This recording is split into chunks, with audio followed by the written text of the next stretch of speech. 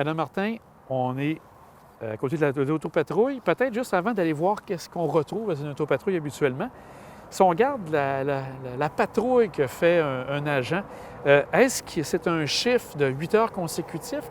Comment ça fonctionne? Les patrouilleurs, l'horaire qui est utilisé, c'est un format hybride. Il y a des chiffres de 9 heures, il y a des chiffres de 12 heures. Et puis à l'intérieur du 9 heures, bien, il y a toujours un briefing. La journée commence toujours avec un briefing, une assignation des territoires, des véhicules, et puis après ça, un déploiement sur la route. Donc oui, les patrouilleurs sont demandés à être sur la route la majorité de leur temps. Par contre, c'est pas dit qu'ils n'ont pas des enquêtes à faire, qu'ils n'ont pas besoin d'aller au poste pour faire une rédaction quelconque ou pour faire une enquête dans un dossier qu'ils ont pris. Et vous avez des chiffres autant de nuit, de soir, de jour, donc les gens pataugent un peu là-dedans, on pourrait dire. Là. Oui, c'est ça, des chiffres de jour, de soir et de nuit. Oui. Ça va être important maintenant d'aller voir les équipements, ça m'intrigue. Qu'est-ce qu'on retrouve à l'intérieur d'une autopatrouille, Madame Martin? On retrouve essentiellement les outils qu'on utilise pour travailler.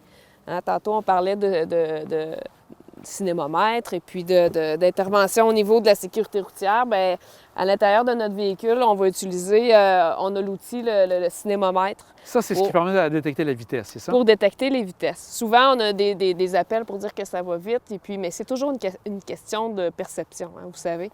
Nous, on a les outils pour quantifier ça, et puis ça en fait partie. Donc, on a un cinémomètre dans le véhicule, et puis il existe aussi des cinémomètres portatifs qu'on appelle. Ah, OK. Donc, voilà. Il y en a qui sont fixes dans le véhicule et d'autres qui sont portatifs. Donc, ça ressemble à ça. Chaque patrouilleur qui veut utiliser ça, qui a besoin d'utiliser ça, doit avoir une formation. Une formation qui est dispensée. C'est pas n'importe qui peut le faire. Pas n'importe qui. C'est pas automatique quand on devient policier qu'on peut utiliser ça. Il faut avoir obtenu la formation et être qualifié aussi là, selon les normes là, qui est demandée. Oui. Qu'est-ce qu'on retrouve ensuite? Est-ce qu'il y a d'autres éléments qu'on revoit, je pense, de l'autre côté? Oui. Je peux vous montrer ça ici.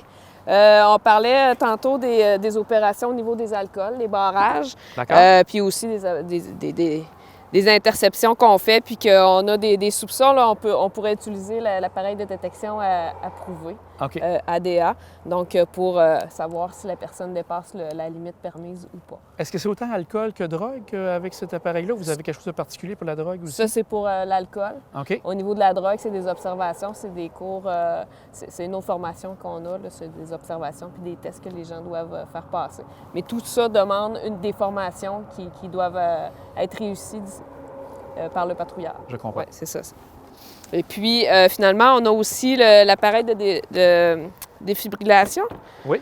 Donc, un DEA. Des fois, on a des assistances pour intervenir au niveau des personnes. Parce que vous arrivez les premiers sur le site, c'est ça? Oui, c'est ça. Avant que les ambulanciers arrivent. Bien, ça peut arriver, oui, c'est ça. Et vous avez ça à ce moment-là. Donc, on a à ce moment-là le défibrillateur pour... ouais. Formation particulière pour ça aussi? Oui, ça aussi, ça prend une formation pour l'utilisation, pour apprendre à l'utiliser. C'est quand même simple, relativement simple, mais ça prend quand même une formation. Ouais. On vous voit des fois un patrouilleur, 2 patrouilleurs. Comment ça fonctionne au niveau justement du nombre de patrouilleurs? C'est selon les effectifs que vous avez?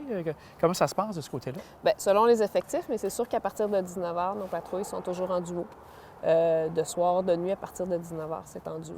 Sinon, dans le jour, bien, c'est pas dit qu'on ne pourrait pas retrouver un duo, mais habituellement, c'est des solos dans les véhicules. La partie, quand il fait plus noir, comme vous dites, là, vous prenez pas de chance et là, vous avez toujours 2 personnes en patrouille. Oui, c'est ça. Mais parfois, on va faire des opérations de sécurité routière. Bien, à ce moment-là, on va se rassembler plusieurs véhicules. On appelle ça des opérations impact. Donc, on va se rassembler plusieurs véhicules pour faire l'opération. Voilà.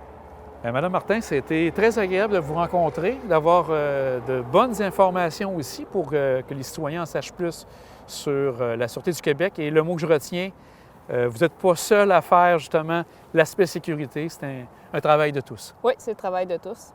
Une collaboration de tout le monde à ce moment-là. Oui, exactement. Oui. Un grand merci, puis à très bientôt. Ça fait un plaisir, merci.